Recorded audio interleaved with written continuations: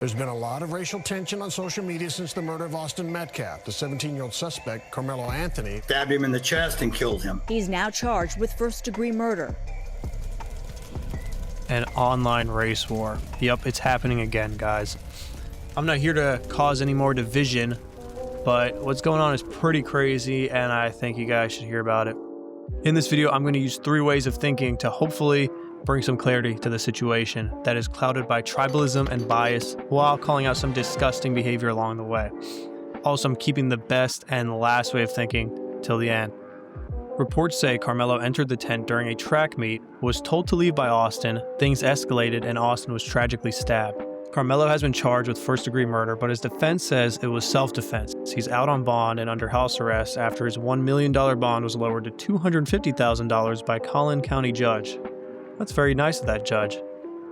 So he stabbed somebody in the chest, killed them, and now he's at home in his $800,000 home with his new Escalade parked out in front, while his GoFundMe racks up more money than you'll probably ever see in your life.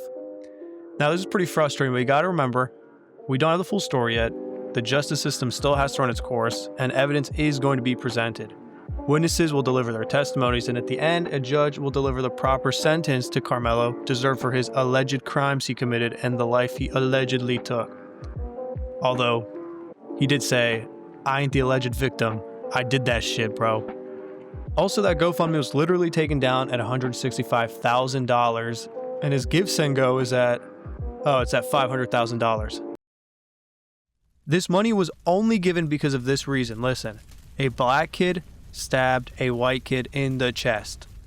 Okay? That's why people donated. There's no other thing going on. So many people donated to this. To the point where they're like, oh, I agree with this so much, I'm going to give him money. Oh, and how many people bought the merch sales? That's what I also want to know. Because it's more than you think. I bet you it's more than you think. Because if you were to ask me how many people would give money to a murderer, I'd be like, probably like a few. Maybe you'll make like $200. No, bro made $510,000. We got some examples coming up where it seems like black people are just kind of happy about this. Not all, but by the way, not all. There's so many people that are black and white and they take things too far. This is one of those cases, okay? But I'm just here to kind of point some attention to it because we got people saying black people can't be racist, yet they want to see white people die and then they give the murderer money. So let's think about that, okay? Where else could this money have gone? Imagine this money going somewhere where it could actually help people. This could have really helped a certain area, probably. Certain cities could have definitely used this money. But what do I know? This series of events most likely wasn't a race issue to start with, but it is now, and maybe that's exactly what they want. While researching this case, it sounded like just another story to me. And then I read the police report, which you should do as well. If this is your first time actually like hearing more about this and like an opinion, read the police report yourself. It's pretty important to know what actually happened. There's so many false things coming out. Just read the police report. That's what everybody knows right now, except the handful of witnesses and I guess the guy himself that did it. The kid himself that did it. At first, this was just another story, but then when I read about the Metcalf family going into the hospital room to see their son's body, when I imagined what it must have been like for his mom and dad whenever they look at his twin brother, and they're going to be forever reminded of their son who was murdered, and also his brother, his twin, how's he going to feel every single time he looks in the mirror?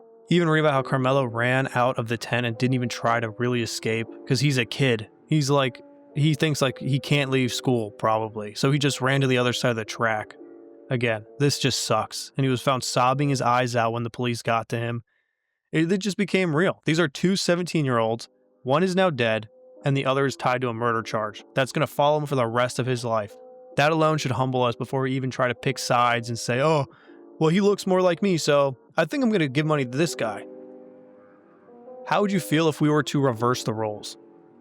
If Austin had stabbed Karmelo, be honest with yourself, would your reaction be any different? Who would you be defending? Like, is it actually going to be the person that has the same skin color as you? Are you really that tribalistic, dense, and biased? Let's dumb down this example even more. If a white dude took a black guy's life, should the white dude have to face the consequences of his actions? Would it disturb you to see people celebrating someone who took a life or giving him a ton of money simply because he has the same skin color as you? I think that kind of annoy me a little bit, regardless of what skin color they were. I'm not really mad at it even if he did it out of malice because it's cathartic, like in an OJ way.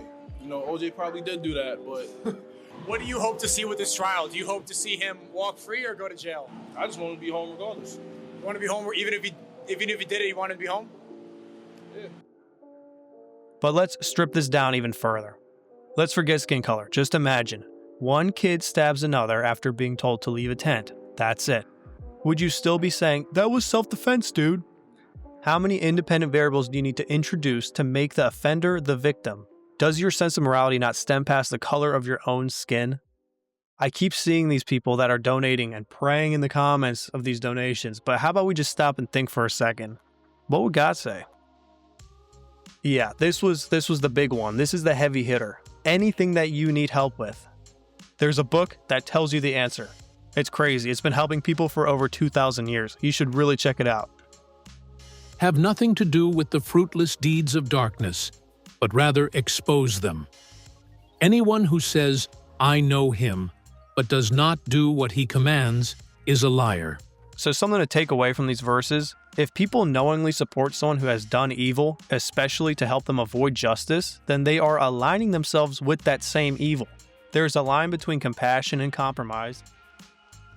Woe to those who call evil good and good evil. The Lord loves righteousness and justice. God is not blind to what happens. If someone commits evil, especially something as serious as murder, God does not want it swept under the rug. Justice matters to him. It matters that people are held accountable for what they do. The truth matters, and twisting it to fit a narrative or ignoring the harm it's done is sinful in his eyes. So yes, justice for Karmelo Anthony. If he really did do this, he will get justice, and it's not the stuff that they're commenting in these donations. I'll tell you that much. There's a reason this gets pushed as a race issue. It keeps us distracted, divided, and emotional for one. Tribalism makes us really blind, and we stop seeing people and we start seeing sides. That's another big one. And also the main reason is Karmelo Anthony's defense attorneys really want this to be a race issue. Because if they would have just kept it as it was, two kids got in a fight, whatever, we don't even know if it was an actual fight. It could have been just a verbal disagreement, and then he was stabbed. Again, I don't want to introduce too many things because we don't actually know it yet. I want to know what happened exactly before I talk about that stuff. But let's just keep it as it is. If it were just this, you would not be hearing about this. Especially because of the white versus black stuff. That's not really what's being pushed by the media right now. That's not what's trendy, sadly. Sadly? Is that sadly? You guys let me know in the comments. Now, all of America is watching, and might I say, this might be the thing that sways the judge. It's now become an all-America issue. Everybody's heard of this case. If the judge doesn't say what maybe some people want to hear, we might be seeing the results of it in the streets. And we've seen this before for different issues, albeit they were different issues, okay? And maybe this is exactly what they want the judge to be thinking about when he makes his decision. In today's climate, judges aren't just weighing evidence, they're silently also weighing the consequences. What will happen if I go against the public's narrative? That's not justice, that's coercion. How many businesses of all sizes will be impacted? How many people will be killed as a result of the riots? Will the cities ever recover from being vandalized? Maybe I should just sentence him to 4 hours community service. The reality of this should be unsettling to us all. Is this really the state of the country that we live in, where someone can just kill another person, and as long as they have the right skin color, they're just gonna be mass supported and they'll be sent like a ton of money?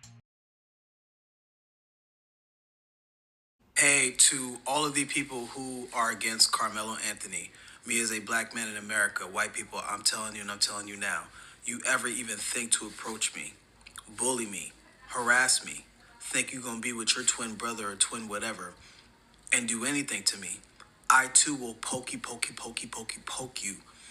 as well. Straight to the heart. And that's on self-defense. No, it's not. It's on, I'm enjoying the fact that a white person died at the hands of a black person and white people are mad about it. It is such a shame to see people saying racist things in his comment section. So first of all, you have a black guy who's going to get a ton of crap for speaking up for some white people. Because be honest, if you're white, nobody really cares what you have to say. They just automatically think that they know what you're going to say, so they don't even listen. And by they, I mean everybody that watches your stuff. So you have Jeffrey standing up for your voice, by the way, and then you're in the comment section just saying some crazy unhinged shit. Like, come on. You are just as bad as the people that you dislike. What is stopping him from just doing the same thing? It's almost like he's eager to do so. He might go to prison, but after he gets that $500,000, his family's gonna be set for life. And there's people in bad situations who have already done a bunch of bad. They've been to prison a lot. There's some people like that. Maybe they're just gonna do this again. And that's not something we want. We don't want a race war. We want some peace and happiness. And that's what most people actually think about. So in this video, I've been dumbing down everything because we don't know the full story yet. Once we get interviews, testimonies, and everything, we will. And I'll probably make another video about it. So who knows? But I've been trying to keep it dumbed down, right? But I've still heard some stupid defenses on TikTok, on Instagram, and comments on Twitter. People just say the dumbest things. He was bullied, dude. Come on. The dude was bullied. He had enough. What's stopping him from finally standing up for himself, dude? Come on. Okay. Are we going to say the same thing about maybe these people? Oh, wait, what about this guy right here? He was bullied. He was a little messed up too, but also a lot of people do sympathize with this guy, which is insane to me. He's hot, so I see the broken little boy in him. I can fix him. Oh, disgusting. As a society, we agree, oh, these people really suck and we don't like them, right? So we should keep that same energy for this too. Just because he was bullied doesn't mean anything. I was bullied. I didn't kill people. I just took it. Now I'm making YouTube videos at my mom's basement. Dude, it wasn't even a knife. It was a cleat sharpener. First of all, I ran track. I have no idea what the hell a cleat sharpener is. Sorry, never seen one. And what you guys do not understand, if this was a cleat sharpener, that completely changes the entire dynamic of the case. It doesn't matter. He still killed someone with a deadly weapon. I was stabbed in the head with 3 pencils at once in elementary school by another idiot student, and he got expelled for 3 weeks. Interestingly enough, he didn't get a GoFundMe, and he wasn't given like $500,000 for it, and I did live, which probably had a big factor in it. But imagine if he had got me in the eye and lobotomized me, it probably would have gotten on the news, and I'm pretty sure my family would have been raised some money, because, you know, that was a different time back then.